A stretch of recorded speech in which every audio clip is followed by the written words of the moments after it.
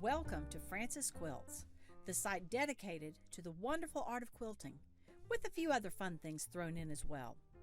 If you like what you see here, be sure to give it a thumbs up and subscribe so that you can be notified of future videos. Hey guys, welcome back to Frances Quilts. If you have been following along my blog at all this week, you have seen me making this little quilt right here, a cute little Winnie the Pooh baby quilt.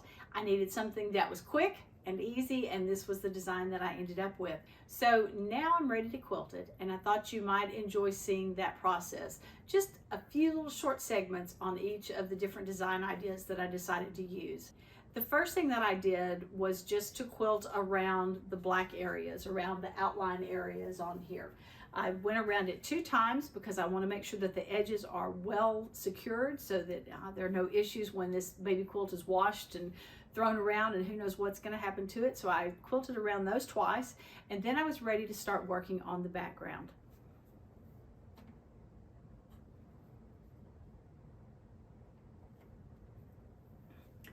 I started out with some just basic paisleys. I decided that that would be a good way to fill in the background, and I really had a good time just not really even thinking about it, but just quilting along.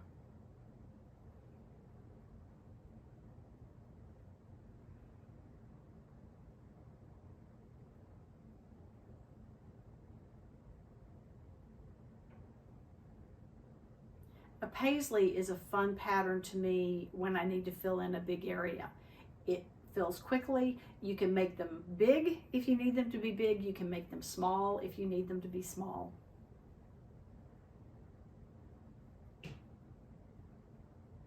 And they're also pretty easy to change directions if you need some to go a different way.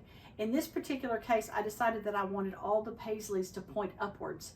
So I worked on that basis through the quilt. After I finished one side of it, I actually went back to the bottom and started again because it's easier for me to quilt paisleys going upward than it is downward.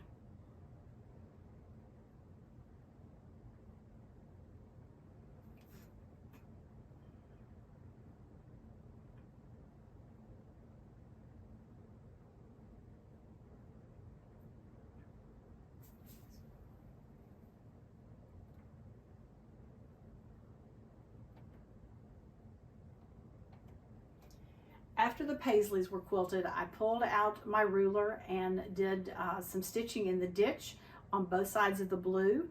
I don't have it on film, but after I finished the ditch, I went back and put a channel down the middle of that blue strip.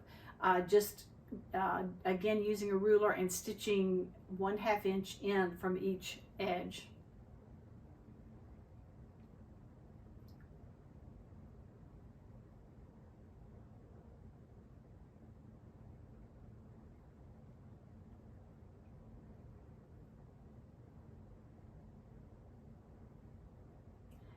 Now I had to figure out what I was going to put in that channel that I had just made.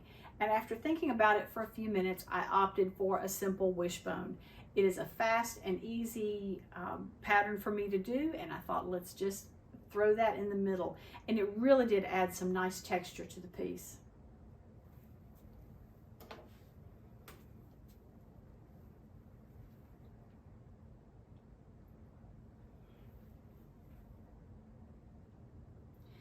I decided that the red border was narrow enough that it really didn't need anything else added to it.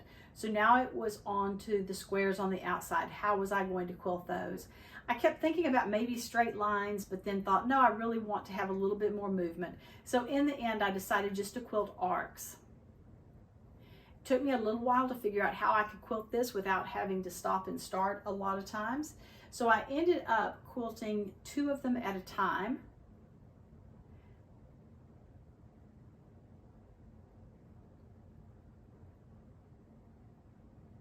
But leaving the opening on the edge next to the red border.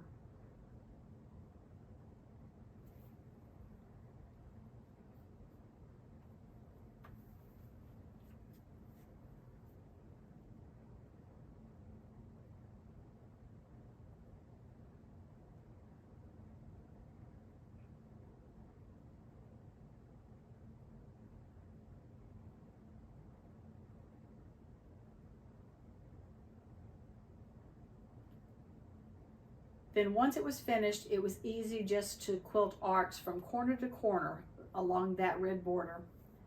And just like that, it was finished.